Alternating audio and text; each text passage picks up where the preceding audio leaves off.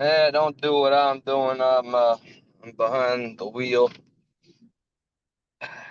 I have to go live right now. I just finished a little bit of overtime at work, and while I was very motivated, had a pretty pleasant disposition for the majority of the day. Sorry, I did receive some news on break from my brother from another mother, from Josh, stuck in the middle. That show is going to have an entirely different name. And I just want to get on here and just give my public condolences, regardless of how I'm feeling privately. Forgive me if I definitely can't look at the chat, but White Dragon, I see you in my peripheral.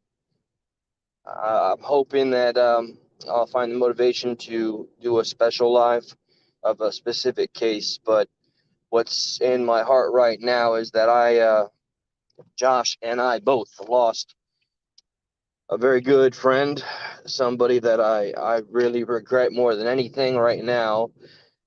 The moments that we had on when we worked together on Stuck in the Middle, where I was an asshole.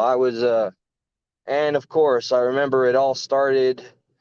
He was replacing my seat. He was the speaker. He was a co-host, Panjo. That was what we called him. His first name is Benjamin. Not going to give the last name out there.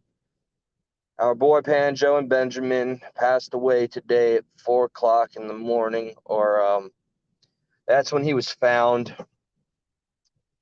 Benjamin Panjo, as he enjoyed being called, he was a man that was given a terminal sentence of passing on at 30 years old.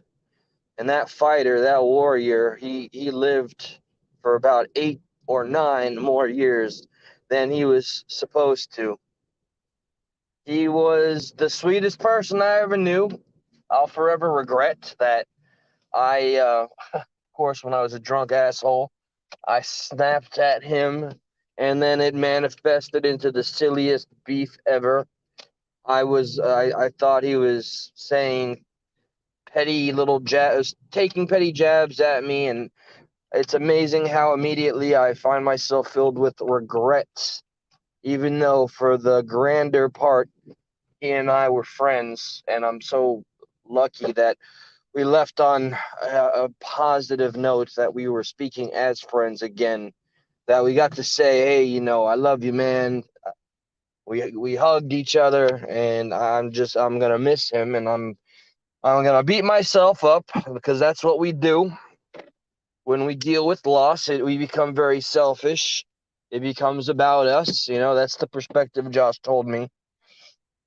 So I deeply regret that I even wasted time being negative with Panjo, who was just he was an artist. He was a natural artist.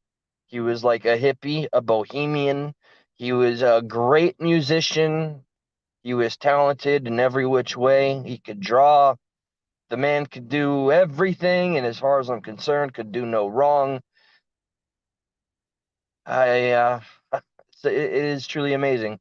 You know, I hope that we can take away the examples from our own moments in time where we feel we're at odds with somebody that means a great deal to us, and maybe perhaps just pump the brakes before we go for our primal mind and get all rabid at one another, or go on the attack and bare our teeth and say things that we regret.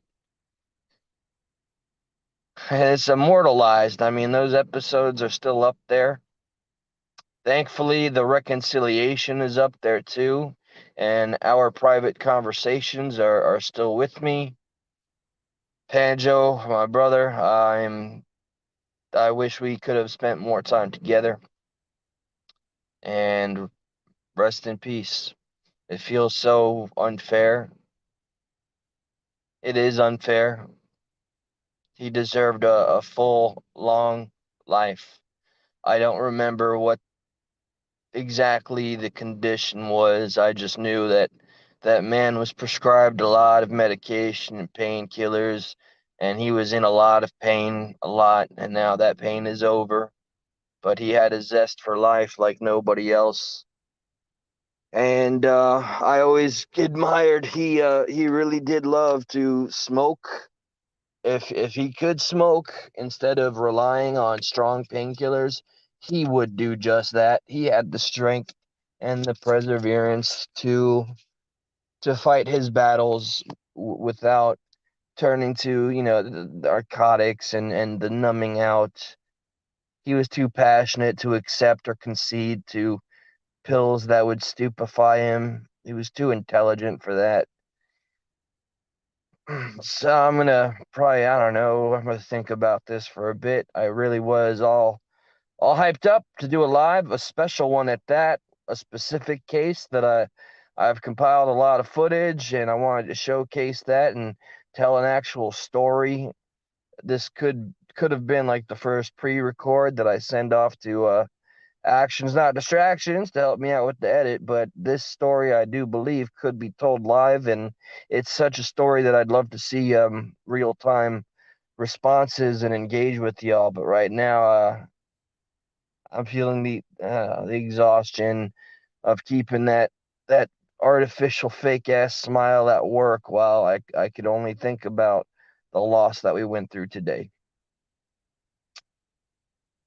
That's all. Thank you, one and all, whomever is here right now. Right now, I'm just in the car in front of my house under the stars with my eyes closed. And I'm angry. I'm angry. This is selfish. I'm angry that I've lost so many friends. I'm just glad it wasn't another fucking goddamn overdose. Thank goodness it wasn't that. Not that him, yeah, going into septic shock is any goddamn better. All right. Maybe I'll see you guys later tonight. I don't I don't know right now.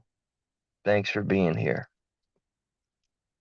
Hug your loved ones. Don't take anybody for granted and think before you regret.